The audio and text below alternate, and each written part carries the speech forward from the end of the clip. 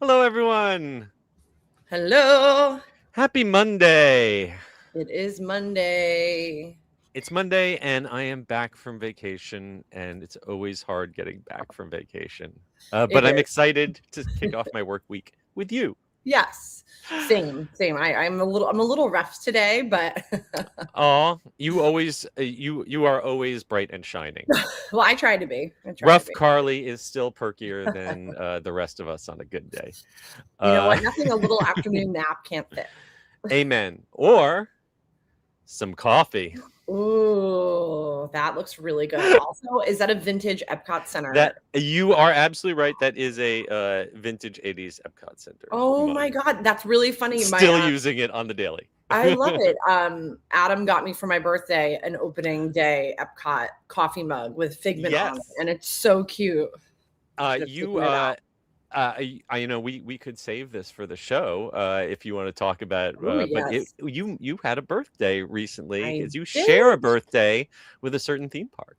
Yes, I do. A very important theme park. Well, I can't wait to talk about what you were up to while I was out of town and what I was up to too. In fact, we're going to save some of that I'm excited for one for the specific main day. attraction this Yes. week. If any of you were baited and switched, if you're only here for Pokemon, I apologize. We actually talked about Pokemon on the last show that I was Yes. on, which was 2 weeks ago. So go back and look at that episode. We had a little mix up, but we have switched things up, and we've got some fun stuff at Busch Gardens and Hershey Park to talk about instead of Yes. Pokemon. I am sorry, Dean Kincaid, if you were here only for Pokemon. Look up the episode from 2 weeks ago. You can tune out right now and go watch that one now instead. You'll get all the information. We do have a correspondent who is there right now. We're hoping that we could maybe get her on the phone, but I don't think that's going to happen during the show live. So maybe we'll talk about that in another episode. But in the meantime, let's check in with our friends Orange Blossom and Tails. Thank you for checking in, and thank you also for being with us, Mr. Michael Yes. Bingham. Thank you, Very Michael. excited. And Michael's excited to wish you Yay. a belated happy Thank birthday. you. All right. If no one else has anything they want to drop in the chat, we are going to kick this show off in 3, 2. Please lower your head and watch your step while boarding. Welcome to the Attractions Podcast. You are all clear for dispatch. Have fun.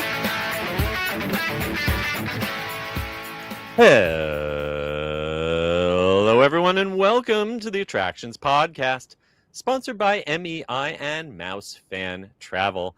I'm Seth. And I'm Carly.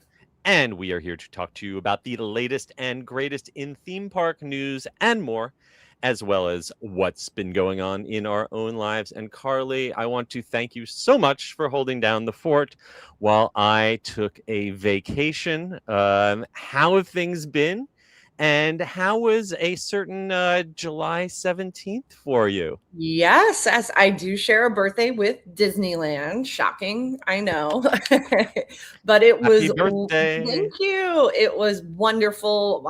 We went to my favorite hotel on earth, the Four Seasons at Walt Disney World, which is in Roanoke. Yes. It is just very swanky. It is perfection. I like love the beds there, that it's like an activity. I'm like, I'm gonna schedule a nap. Like I literally on my birthday, I didn't even get out of bed till 11. Sounds like the best birthday plan it was ever. Wonderful. You know, it's hot during the summer, so I do very minimal park time, and I just kind of do like a staycation. But I did do the hoop-de-doo for my birthday dinner, which is my favorite thing on earth. Yay. That is so much fun. Oh, that sounds like so much fun. And I got to reprise my role of Can Girl. So I was very excited. Is there footage? There better be footage. There is footage. Yes. I did spend the last few days barely being on my phone, which was a very nice birthday gift to myself. It was lovely. Good for you. Thank you all for the comments. I want to know, you went to New York City and you saw a certain show that I've been So curious. Yes. I took one of the longest trips away from Orlando that I've had in a while. We were gone like 10 days to do the whole tri-state trifecta, New York, my home state of New Jersey, seeing family, getting to attend my niece's graduation party in Jenkintown, JTP. But yes, I would say the highlight was, other than what we're going to talk about in our main attraction later, the highlight for my wife's birthday, we attended Masquerade, which if you haven't heard about it, this is the immersive version of Andrew Lloyd Webber's Phantom of the Opera. I saw Phantom of the Opera countless times in high school. The first time was with Michael Crawford and Sarah Brightman, original Broadway cast. And between tours and revisions and Love Never Dies, the sequel, which we won't talk about. No. I refuse to acknowledge that. I've seen Phantom so many times. I know the original London album like by heart. This was by far the most amazing Phantom experience I've had in my life. And I would say in top 10 theatrical experiences I've had anywhere ever. That's incredible. What they have done is they have taken a show that you are used to sitting in a seat passively and watching happen in front of you and turned it into basically a theme park walkthrough attraction. If you can imagine, if Poseidon's Fury was a musical that took 2 hours to experience, that's what this would be like. You have a full cast of Broadway caliber actors who perform the entire show for you inside an abandoned art store in Manhattan. You enter, and for the next 2 hours you are walking up and down stairs or escalators, or if you have a disability, they do have elevators for access. But you are inside the story, going through each scene, moving from room to room. Basically, they have engineered the 2-hour show into 15-minute scenes. And every 15 minutes, a new audience of about 40-something people goes in, just like a theme park ride. New audience every 15 minutes. And there's a Christine and a Phantom that follow each group, but all the other actors switch parts and perform so that you feel like your group is the only one in there experiencing this. But there are up to 6 other groups in the building at the same time, all experiencing different parts of the same story. I wept. I had moments take place inches from my face that I've previously only seen from the back balcony. Standing underneath the Phantom chandelier as it crashes down on you. It just unbelievable stagecraft. We actually saw Diane Paulus walk past us backstage. Who's the who's also done amazing standard Broadway shows, but this is like a whole new type of entertainment. And I want to see theme parks look at this and see, how can we create a Broadway theme park where I can go to a place and experience, 6 of my favorite Broadway shows throughout the course of a day. I mean, how good of a dark ride would Les Mis be? Right. Well, no, I was thinking, we could do this with Les Mis where, build out taverns and the barricades and, all these scenes. You could definitely do this with Rent, because there are plenty of abandoned buildings downtown that you could totally stage Rent immersively. My brain is exploding at ways that you could do it. I think this is how you have to save Broadway, because Cats, the Jellicle ball, they didn't win enough Tonys, I guess, so they've got to close. There are very few of these shows, and if you're not Wicked or Lion King, it's really hard to stay open on Broadway, but Masquerade keeps extending and extending.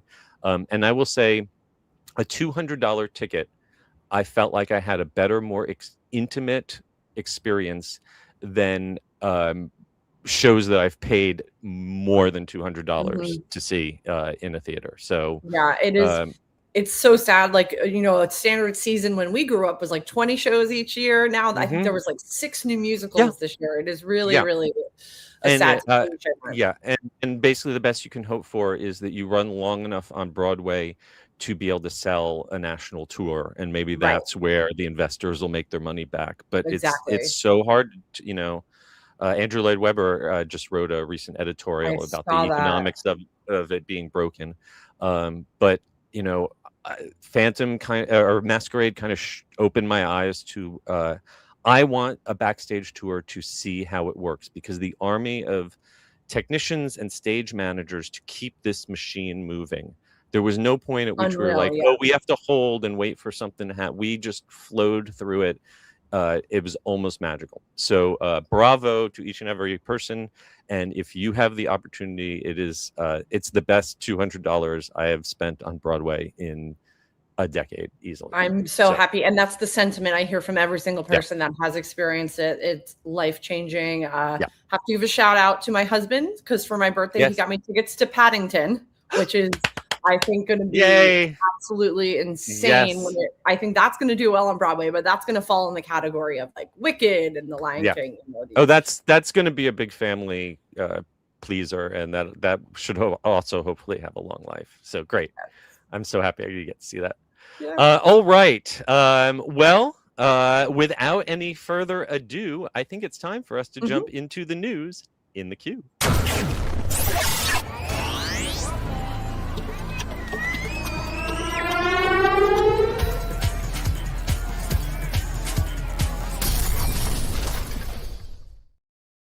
All right, first up, it has been 11 long years, but we finally have an opening date when the magic of Disney animation will return in its refreshed, revamped form at Disney's Hollywood Studios, kicking out the Star Wars launch bay. And yes, as we kind of predicted, Disney has stretched the definition of summer just about as far as you possibly can. Summer and Halloween are both somehow 8 months, and both right, exactly. Somehow summer is still going, but Halloween has begun. No, so Magic of Disney Animation. This was a walkthrough. Semi-educational edutainment pavilion at originally at Disney's MGM Studios. It ran from 89 all the way through 2015 before it got turned into the launch bay. Well, now it is back, and the date it will be reopening is September 14th, which is just about as close as you can get to the end of the summer season that it was promised, as you can imagine. Absolutely. I got to walk through this a couple of weeks ago. Yeah, you got a preview of this. Yes, very much an active construction zone, but it looks like it's going to be on target. The fishbowl is back, if you remember that from the olden days. And so that'll be overlooking where all the characters meet. And the playground is really awesome. I think, you know, we don't have kids, but I know how important it is for there to be play things. And this is also indoors, which air-conditioned play area. Genius. Yes. It's absolutely genius. And it's beautiful because it's all Mary Blair. Got to see that as well. This is the Mad Tea Party inspired play area, and the Tuglywood. That's amazing. It is really, really something. And I love this whole courtyard, which is already open, obviously. It's so beautiful. And there's a really great, I've done the photo pass a few times. That's why I pay the $10 extra a month or whatever. See it, the hat at night as like the sun is going down. It is such a beautiful photo op. I love this. Fantastic. And if you've been one of the lucky few who's gotten to go out and visit the Disney Animation Studios in California, you know that this is a replica of their iconic building. And I love that they've, inspired by that campus, they've added a lot of green space, which gosh knows we can use more green space at every theme park. Yeah, no, it's really like kind of eye-opening just to see people like sitting and relaxing, because it really does. You need spots like this, you know. And I think we've talked about how there's lots of little character statues that are hidden all through this area. So it's both a place to relax and also kind of a scavenger hunt. Yes. We one of the other things that is going to be inside here is a short film, which I don't know if they've officially announced, but I think we're all assuming that it's going to be that Once Upon a Studio short film that they made for the 100th anniversary, right? Yeah, I'm pretty sure. I mean, I don't think they announced it either, but I think that's the assumption. Yeah. So September 4th, September 14th, set your calendar, and we'll see you over there at DHS when the magic of Disney animation returns. Next up, we are headed to the West Coast, where there has been a lot of social media and also mainstream media drama over Fast and Furious Hollywood Drift. Is it delayed? Is it opening this year? What is the deal? The neighbors seem to be making noise about noise, but Universal is officially downplaying the situation. It's been really interesting to see. I think this was all sparked by a local news station making a report with some folks living in the neighboring Toluca Lake neighborhood, saying that they can hear people screaming and complaining about it.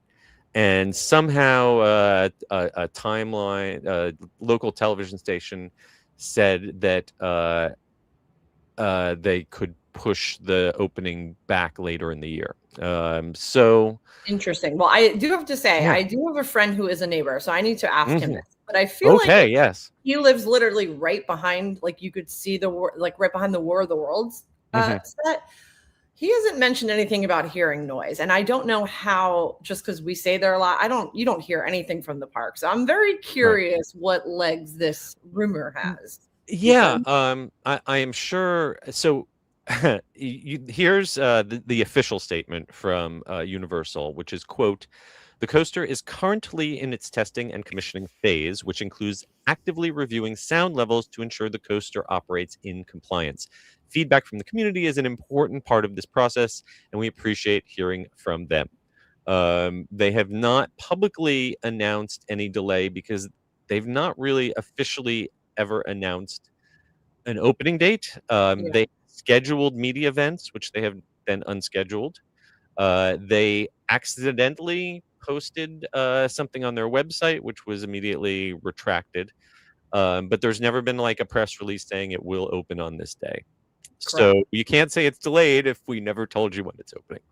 Right. I mean, and all they said was 2026. They've kind of been very, mysterious about it. Very cagey. Absolutely. They did have team member previews for a while and lots of testing. So the interesting thing is that from the very beginning, they talked about sound mitigation. Early plans were very specific when they, applied to for the permits to build this, about multiple layers of mitigation, sound monitoring, creating sound walls, insulating the track with gravel. And the big thing was putting these shields around the track. And the idea was that since the ride vehicles can turn, we'll just face people into the shield. They'll scream into the shield instead of screaming into their heart. Yeah. And that will totally mitigate the sound. And they did put up speakers. We have reports of when they put up speakers with fake screaming to test all this. So you'd think that they did their due diligence with the engineering, at least theoretically. The only things that I can see, just as a lay person observing it without inside technical knowledge, is that the shields are all on one side, but the cars all spin differently. If all the cars face towards the shield, that would be one thing. But there's a lot of points, if you watch all these testing videos and preview videos, where the cars skid differently around the curves. And so while one might be facing into the shield, the other might be facing away. And the other thing is that a hard glass shield does not necessarily absorb sound. It does a good job of bouncing sound back in the other direction. So I'm not sure if they were able to account for that. Hopefully they will fix this before I go out there, because I really, really want to ride this ride. You know what? Could you imagine this whole thing happens? They built it and it's ready, and then they can't open it because they will figure something out. Maybe they'll have to build more shields, change the material on the shields, put acoustic dampening foam I don't know. I truly don't know how you could hear it. Like, their houses are so far up. Like if you're familiar with the terrain, like they're on top of a mountain essentially. Like, and I have spent many times out there at the pool. I can't hear anything. I can't hear the studio tram tour, which is really what's right there. Like this is a little bit further back. I don't know how you would hear. I mean, maybe because it screams. What other ride? I mean, Hippogriff, are people screaming on that coaster? I don't know. Yeah. There are little kids shrieking on Hippogriff, but I don't know if it's to quite the same extent as on this ride. And I'm not an acoustic engineer, but I know atmospherics can be weird. Like we will sometimes hear fireworks from SeaWorld at our house, and that's a long way away. If it's sufficiently dry or whatever it is, there are nights where we can hear stuff down at the theme parks, and we are a 20 to 30-minute drive from there. That's fascinating. I will say, at least with Universal Studios I'm not complaining about it though. No, of course not. Their operation hours are so limited, so I don't know how this is even an issue, because Disneyland is open until midnight, but the Universal is never open that late. I was looking at their operating hours, and I don't think they're open past 10 or past even 9 most days this summer. I don't know what quiet hours are in that neighborhood, but I have neighbors who sometimes shoot off fireworks or running around playing basketball way later than that, and probably louder than screaming louder than that. I think the funniest solution I saw was an AI not that I approve of AI generated art, but AI generated picture of all the cars with roofs and windshields added to them. So you'd just be sealed inside with the windows up. I'm sure they'll figure it out. Again, the hours thing to me just solves the whole issue. But they've thrown enough money at this so far, so they'll keep throwing money at it until they fix it. Speaking of Fast and Furious, whatever issues they are having on the West Coast has not slowed them down on the East Coast. That track has been topped off for the Universal Orlando version of the ride. And on August 16th, I am getting an early birthday present because that is the final day of operation for what is universally regarded as the worst Universal ride in history. Yep. August 16th is your last chance to ride Fast and Furious. I do enjoy it because I like the music, but I almost enjoy it in an ironic way. Yes. I appreciate that the spielers in the pre-shows have basically turned their video interaction, having to talk to these horribly performed video clips, have basically turned it into a cross between the Rocky Horror Picture Show and Mystery Science Theater 3000, where they're basically bagging on the celebrities that they are supposed to be helping out. That I appreciate, but that's about all I appreciate. As we've talked about many times before, Fast and Furious Hollywood Drift, the Orlando version of the ride, is making its way to the plot of land formerly occupied by Rip Ride Rocket, and Universal had announced they would put their current Fast and Furious ride out of its misery in 2027. Well, Halloween's almost here. They typically they use the queue as a haunted house, and they've been closing the ride altogether for the Halloween season because why bother? So it looks like it's going down for Halloween, and we'll never, ever, ever darken our door again. Yes, I cannot wait to see what we get from this, because they're gonna have to put something there. My YouTube feed is filled with a flood of different people with wild concept, blue sky speculations of what they can put in there. And every single suggestion, aside from the night bus, which I think we're kind of done with expanding Harry Potter in the studios. That's my gut feeling. That if more Potter had ever gone anywhere, it would have gone to Fear Factor Live Stadium. Every other suggestion I've seen is nostalgia based.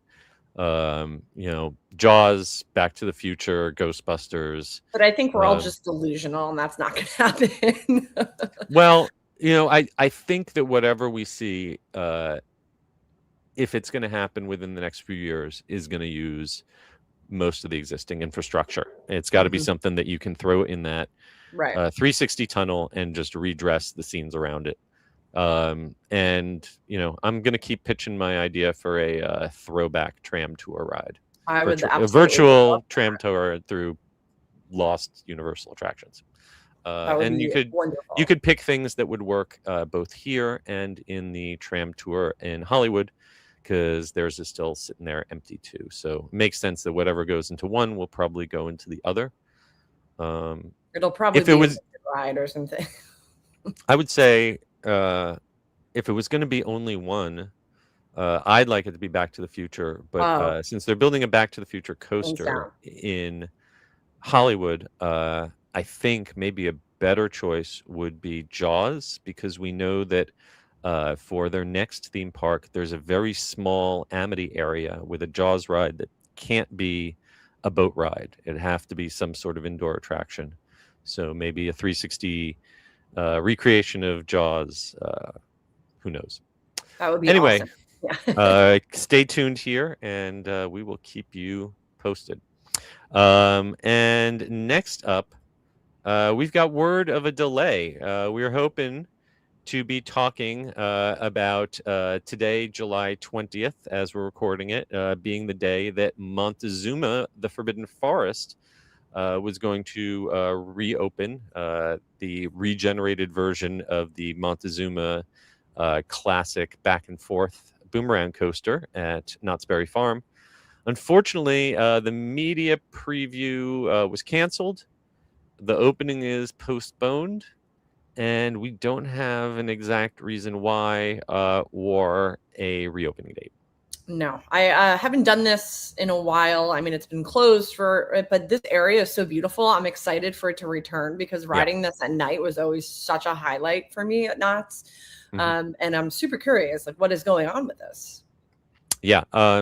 This ride has been very long in development. The ride was originally called MonteZOOMa's Revenge, and it opened way back in 1978, and kind of a historic ride. But it closed down, and back in 2022, we had started reporting that it was going to be reimagined as MonteZOOMa, the Forbidden Forest. And we said it was going to open in summer of 2023. Yeah, that didn't happen. So 3 years later, we thought we were finally going to get to report on its reopening this week. Unfortunately, that did not happen yet. Hopefully, maybe by next week, we'll be able to say that we have a reopening date. We do know that the big change is that the ride will have randomized launch sequences. Previously, you launched one way, went through the course, and then reversed and went back, and then back into the station. Now you won't know whether you're going to launch initially forwards or backwards. So that's a nice twist. And there's also a greatly improved lighting and sound package. So looking forward to seeing it when it finally awakens. Again, this is such a beautiful area of the park. I think it's going to be great. Okay, and we are heading now to a Lego World, not Legoland. If you came to watch our episode because we had teased Legoland Pokemon, you will find that discussion 2 weeks ago. We do have a reporter who is at Legoland for the debut of their Pokemon Fest, and we might report on that in an upcoming episode. But no, we are talking about the actual Lego toys, not the theme parks. But Lego has now officially greenlit a fan-made idea for a Universal Monsters set that might be the closest thing we're going to get to a Darkmoor Lego set. It is not tied directly to Epic Universe or any specific Lego, any specific Universal Monster film, but it brings all of the studio's legendary classic horror characters to life in Lego form in a ginormous 2,250 piece design that a very dedicated fan came up with. The way this works is, I guess Lego has a program where they let fans submit designs. I had no idea about this. Lego is advanced so much further than when I was a kid, when you would get the set and it would just be a piece of paper that you fold out. Right. They're now computer programs that are basically computer-aided design programs for Lego bricks, and you can design, I guess, an entire set, an entire huge play piece out of bricks, and then document, exactly what steps you need to build it. And they let people submit, I guess, ideas for different concepts. And there were 75 finalists. And this was one of the 3 that won. Wow. And will actually get produced. It was that created is a really cool thing. Yeah. It was created by Spectral Bricks. And it is an homage to the entire history of Universal Monsters, combining German, medieval, Gothic, and French Baroque architectural influences. And it includes a ginormous castle that has towering spires. Frankenstein's laboratory, complete with electrical equipment. There's a pipe organ for the Phantom to play. Secret passages, hidden doors, interior rooms, and of course, a whole collection of minifigs based on the classic Universal monsters. It's like you basically just described Monsters Unchained, Right, exactly. Of course, it is not specifically themed to Monsters Unchained or anything in the theme park. It's more, broadly a tribute to the classic films as opposed to the reimagined versions that they have in Dark Universe. But if you are interested in this, there's a whole community on Instagram called E-Ticket Builders. We've got a link to that on our website, attractionsmagazine.com. And Lego's designers are going to be working on turning this fan submission into an actual product. But there is not yet an announced launch date or price or a final piece count. Exactly. I was definitely curious about the price, because when I heard over 2,000 pieces, that sounds expensive. It ain't gonna be cheap. No. It ain't gonna be cheap. But it sounds like it will be an amazing collector's item for Universal Monster fans. Awesome. All right. And for the last piece of news in the queue, we've got some sad news. Busch Gardens Tampa, after years of an on and off again relationship, is finally bidding farewell to Kumba. For 33 years, Kumba has been shaking, rattling, and rolling guests through one of the original intense roller coasters in Florida. And its time is finally coming to an end. But there is more coming in the future, and Kumba is going to have its revenge. So yes, absolutely. When was the last time that you rode Kumba? A long time ago. I'm in that age where I don't really do like Hulk. I can't do these ones that really ruin me for the day, and this is unfortunately in that category. But it's so interesting because we're at that age now where like rides that we grew up with are going to close because it's been a long time, and it's time to put them to rest. So this is kind of a nice reminder of that. Well, 33 years is a long time for any steel structure to be sitting out in the middle of a rainforest, which is what Tampa basically is. Yes. And every roller coaster eventually has an end of life. The Incredible Hulk is really only still around because it got basically torn down to the supports and rebuilt the track from scratch. And I think Kumba was probably at that place. I know the last time I rode it was post-COVID, and I rode it once towards the front, and I was able to tolerate it. And I did a re-ride towards the back, Oh no. and that was done for me. I Yeah. was done. I was always an intense, powerful coaster, but it definitely it became a headbanger, Yeah. for sure. It's a no from me, dog. I mean, like, loved it as a kid. Yeah. Can't do it now. So if you are still fit enough to say farewell to Kumba, or you just want to give more money to your chiropractor, you've got a few more chances to ride. There is going to be an exclusive annual pass holder window on August 1st from 8 a.m. to 11 a.m. You'll be able to take part of Kumba's Final Roar as a pass holder during that time exclusively. Then for the rest of that day and the next day, Sunday, August 2nd, anyone will be able to ride it until it closes, and then it will be done. No more Kumba after August 2nd. Wow. But Busch Gardens Tampa has committed to a $100 million investment upgrading its attraction lineup. And part of that is going to be something they are calling Kumba's Revenge. Is this a retrack? Is this a completely new ride? Is this a meet and greet with a giant black cat? No one knows. No one knows. This, I don't know. It could be a kiddie coaster. It could be a dark ride.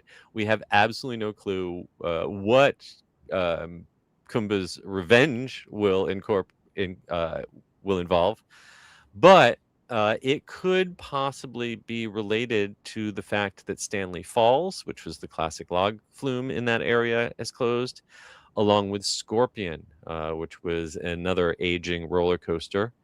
All three of those going away gives them the possibility to really make over that whole portion of the park. Yes, I think it's exciting. I think whatever we get will be good. I am hoping for another roller coaster, but yes, we'll just have to wait. It really seems like United Parks, which is SeaWorld and Busch Gardens, they seem to be the only ones really still participating in the coaster war, where everyone else is focusing on dark rides or entertainment or kind of experiential things. SeaWorld and Busch still keep throwing up the coasters, and I would expect more Big Iron to go up. I don't know if I want it to be another B&M, with one exception, which we are going to talk about in a few minutes. Yes. I have not been impressed with B&M's most recent creations. So maybe it's time for them to look at another possibility. This is, a historic coaster. This is, I think, only the third oldest B&M still standing. It was definitely one that kind of set a standard for their big, powerful looping coasters, and a lot of coasters that we got after that were definitely inspired by Kumba. So I'm sad to see it go for historical reasons, but looking forward to something coming along that I can actually ride without being in pain. And I think I have a new fear unlocked now that I'm really thinking about these steel structures being up for over 3 decades. And I'm just like, oh my, it's just one day could have just topple over, all that racking, it's like. Yeah. I'm sure it's perfectly safe. I just want something that's a little more comfortable. I think, I've been on enough coasters to know you can be intense, you can be powerful, you can be thrilling without leaving me feeling like I need a neck massage. Right. Like Velocicoaster, that's for me. Right. Aggressive, intense, but not killing me. Exactly. All right. Well, that is going to bring us to the end of this week's News in the Queue. But before we jump onto our main attraction, it's time to hear a word from our sponsor. Remember the first time you believed in magic? Now imagine giving that feeling to the people you love most. MEI-Travel is an authorized Disney vacation planner and trusted earmarked agency with over 20 years of experience turning vacations into unforgettable experiences. And their planning services are completely free. Visit mousefantravel.com to start planning the vacation your family will talk about forever. Some magic is worth believing in all over again. Bringing you your top news story of the week. Whether from your backyard or from around the world, it's time for the main attraction.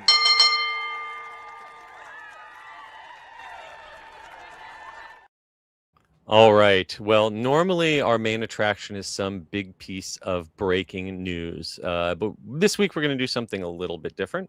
As part of my trip to the Northeast, in addition to visiting New York, New Jersey, and the Philly area, I also got to pay a visit to the sweetest place on earth, Hersheypark. Nice. And I need to start by giving a big thank you to our friends in public relations over in Hersheypark. They took really great care of me and my friends and family. So thank you so much for allowing us to visit. And I got to say, we definitely picked the sweet spot when to visit. This July has been shockingly slow in every theme park that I've been to. Looking at wait times in the Orlando parks, California parks, seeing the kind of discounts they've been throwing out at the last minute really shows that this has been an exceptionally slow, great summer for national parks, slow summer for theme parks. I got to enjoy the positive side of that, visiting Hersheypark midweek. The Hersheypark does a really brilliant thing where if you buy a one-day ticket, they'll let you into the park for the last 2 hours of the night before. They call it a preview. And it is absolutely fantastic because the park is really at its best at night, especially with the heat. I feel like it was almost hotter, or maybe it actually was hotter in Pennsylvania than it had been in Orlando when I left. Yeah, I have to agree with you because I was in Orlando. It was like 80s. I was like, I'm a little chilly. The park at midday was not great, but the park at night around twilight was absolutely gorgeous. And that very first night we got to do my classic favorites. Got to do the Comet, got to do the Super Duper Looper, got to do the Wave Swinger, went down into that lower, older section of the park and kind of hit those childhood favorites. The Comet, I've gotten a lot older or Comet's gotten a lot rougher. It's a little aggressive, yeah. It's I was impressed that my Invisalign did not come out. That's all I'm saying. I do like riding the Comet at night, though. I always do it during Halloween time. I have to go on it. Definitely thrilling. And then, but the real treat that I got to do twice that night and then came back and did again the next day, the absolute highlight of my trip to Hersheypark, Candemonium. That for me is a 10 out of 10 of what I love in a coaster. It reminded me very much of Mako over at SeaWorld Orlando. No inversions, no harsh laterals or anything positive G's that are going to make you gray out. Just huge airtime hills, big scenic views, and the big difference is in Orlando. For most of that ride, you're looking at a kind of ugly backside of I-Drive, whereas in Hersheypark, you are just surrounded by the luscious green. Yeah. I think that section used to be like the picnic park and golf course at one point. Yeah, that was where the old entrance was, yeah. And then swooping down towards the river and over around the new entrance. The visuals are just impeccable. And that was really a 10 out of 10, perfectly re-rideable. The best modern B&M that I've been on by far. It is incredible. Did you go on Wildcat's Revenge? I did. We did that the next day. And that one was a fantastic one-time experience for me. Yeah. But that was not one. Unlike Candemonium, which I immediately got, walked onto it once and immediately got right back on again. I needed a little sit down after Wildcats Revenge. Yes, It is. I feel you. It's similar in spirit to Iron Gwazi, but more compact and in a way even tighter paced than Iron Gwazi. Not as tall, but I feel like it was every bit as intense. And it is intense. Yeah. I just element after element, and all of those inversions were absolutely glass smooth. There was no jarring, there was no shuffling. I didn't get any head banging. No, but it was absolutely insane. The speed. So it's relentless, is what I explain, because it never goes down for even a moment to come up for air. No. It is intense when you get off of it. I mean, it's a great ride. I feel fine after it, but it's like, wow, it is boom, boom, boom, boom, boom. It is very intense. I'm very glad I did it, and I'll do it the next trip, but that's a one per trip. Yeah. I can only also do it one time. Did you get a chocolate martini, which is my favorite thing to do at Hersheypark? So I am a Reese's peanut butter cup old-fashioned man. Yes, from the chocolatier. Yes, from the chocolatier. I did see they've overall they've definitely upped their cocktail game. They had a cocktail bar that I noticed that had opened. I kind of stuck with the classics. We had a great pretzel. And we had a Nathan's hot dogs because they're not quite the same down in Florida. I agree with you. And the pretzels are the classic, like Pennsylvania Dutch pretzels, and they are like one of the best pretzels of all time, not just theme park standards, like just a great pretzel. But we had a good meal at the chocolatier. They had a great summer watermelon salad, and you can get just a side of these carrots that are dusted with cocoa powder, and they're amazing. They're so good. I'm gonna say shout out to Rick. I know he watches. He is the head chef there, and he is absolutely awesome. I love what they have done with it. Yeah, really enjoyed our meal there. The other thing I'll say about rides is that Laugh Track. The last time I was there for Laugh Track, I think, was during Halloween, and it was a special version that was just pretty much dark, and I didn't love it. This time, all the all the clown circus theming was turned on, and that was a really surprisingly fun ride. If that queue moved a little faster, I would have done that more than once. That was the only. I absolutely love that, but you nailed it. They don't have a high, the changeover is very long, so it takes a while. Hersheypark, if you are listening to this, I can tell you where to reposition. The problem is the operator console is facing the wrong direction. So the operator has to constantly face one way and then turn around and walk the other direction and go back and forth. You are killing the efficiency on that ride because of the way you have the gate positioned and the loads. I can show you how to fix this. Yes, because it is such an excellent ride, but it takes forever a lot of the time. And then the other new to me ride was the Jolly Rancher Remixed, which was their boomerang coaster. That one's a Vekoma as opposed to MonteZOOMa, which is Schwarzkopf. And I got the country music cherry remix version so with red lighting. The lighting was fine. I'm glad I walked onto it. It's a headbanger. Yes. Did you go to Zoo America? We didn't stop into Zoo America. We after a few hours in the sun, we were pretty much cooked. So we retreated to my other favorite part, which is right next door, which is actually operated by a different company, the Hershey Chocolate World, which is the free attraction that has a dark ride.